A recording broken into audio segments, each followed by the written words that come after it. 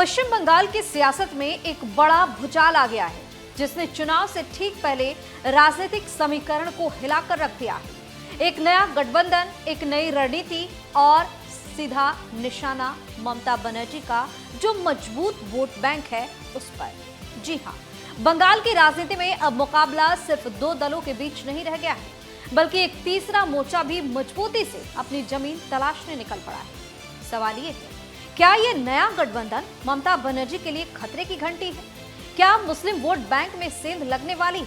और क्या इस बार चुनाव के नतीजे चौंकाने वाले होंगे? इस रिपोर्ट में आपको बताएंगे पूरी कहानी। नमस्कार, आप देख रहे हैं अनफोर्ट, मैं हूं आपके साथ दिव्या सिंह। पश्चिम बंगाल में विधानसभा चुनाव से पहले बड़ा सियासी उलटफेर देखने को मिला है। आम जनता यूनियन पार्टी के चीफ हुमायूं कबीर ने असदुद्दीन ओवैसी की पार्टी AIMIM के साथ गठबंधन का ऐलान कर दिया। इस गठबंधन के सामने आने के बाद राज्य की राजनीति में हलचल तेज हो गई है, खासकर ऐसे समय में जब चुनाव सिर पर है। हुमायूं कबीर ने साफ कहा है कि उनकी पार्टी और AIMIM मिलकर पूरे बंगाल में 20 बड़ी रैलियां भी करेंगी। इस सियासी साझेदारी की पहली ताकत का प्रदर्शन 1 अप्रैल को बहरामपुर में होगा, जहां ओवैसी और कबीर एक साथ मंच साझा करेंगे। हुमायूं कबीर ने यह भी ऐलान किया है कि उनकी पार्टी राज्य की 294 सीटों में से 182 सीटों पर चुनाव लड़ेगी। उन्होंने ओवैसी को अपना बड़ा भाई कहा और कहा कि यह गठबंधन बंगाल की राजनीति में एक मजबूत तीसरा विकल्प बनकर उभरेगा। वहीं ओवैसी ने भी साफ संकेत दिए हैं कि उनका मकसद सिर्फ चुनाव लड़ना नहीं, बल्कि मुस्लिम समुदाय से मजबूत नेतृत्व तैयार करना है।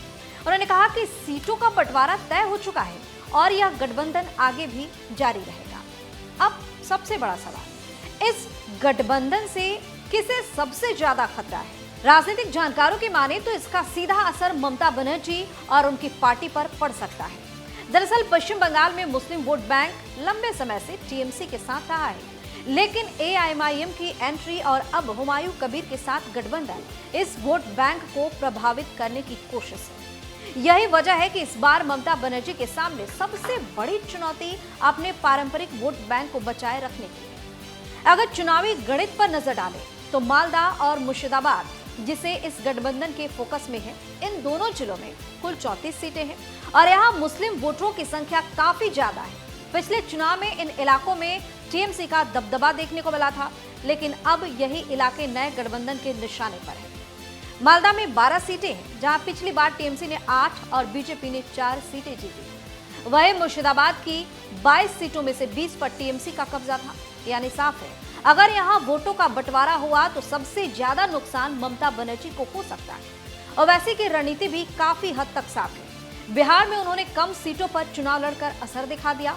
वहां AIMIM ने 5 सीटें जीती थी, लेकिन उसे ज्यादा नुकसान विपक्षी दलों को हुआ था, खासकर सीमांचल क्षेत्र में। अब उसी फॉर्मूले को बंगाल में भी लागू करने की तैयारी है। कम सीटें, लेकिन जो असरदार सीटें हैं उस पे नजर है। हालांकि 2021 के विधानसभा चुनाव में AIMIM को बंगाल में कोई सफलता नहीं मिली थी, लेकिन इस बार हुमायूं कबीर के साथ गठबंधन से उनकी ताकत बढ़ी है और मानी भी जा रही है। हुमायूं कबीर खुद भी मुर्शिदाबाद की 2 सीटों रेजी नगर और नाओदा से चुनाव लड़ेंगे। उन्होंने ऐसा कहा है। उनकी पार्टी ने भवानीपुर सीट पर भी उम्मीदवार उतारा है, जो काफी हाई प्रोफाइल सीट मानी जाती है। अब बात करें चुनावी टाइमलाइन की, तो राज्य की 294 विधानसभा सीटों के लिए 2 चरणों में मतदान होगा। पहले चरण के लिए 23 अप्रैल और दूसरे चरण के लिए 29 अप्रैल को वोटिंग होगी। यानी चुनाव में अब 1 महीने से भी कम समय बचा है और सियासी हलचल अपने चरम पर है। तो क्या ये गठबंधन ममता बनर्जी के लिए खतरे की घंटी है? देखिए, बंगाल की राजनीति में ममता बनर्जी की जीत का सबसे बड़ा आधार माना जाता है मुस्लिम वोट बैंक। अगर इस बार उस वोट बैंक में थोड़ी सी भी सेंध लगती है तो मुकाबला कड़ा हो सकता है। बीजेपी पहले ही मजबूत चुनौती दे रही है और अब ये तीसरा मोर्चा मुकाबले को त्रिकोणीय बना सकता है। यानी साफ है, इस बार बंगाल का चुनाव सिर्फ सत्ता की लड़ाई नहीं, बल्कि समीकरणों की जंग है, जहां हर वोट की कीमत है और हर गठबंधन चुनाव का रुख बदल सकता है। अब देखना दिलचस्प होगा कि ये नया सियासी दांव किसके लिए गेम चेंजर साबित होता है और किसके लिए मुसीबत। लेकिन लोगों का कहना है कि चुनाव से पहले ओवैसी और हुमायूं कबीर ने मिलकर ममता बनर्जी के साथ खेल कर दिया है। आपको क्या लगता है? कमेंट करके अपनी राय जरूर बताएं। चैनल को सब्सक्राइब करें, वीडियो को लाइक और शेयर जरूर करें। बहुत बहुत धन्यवाद।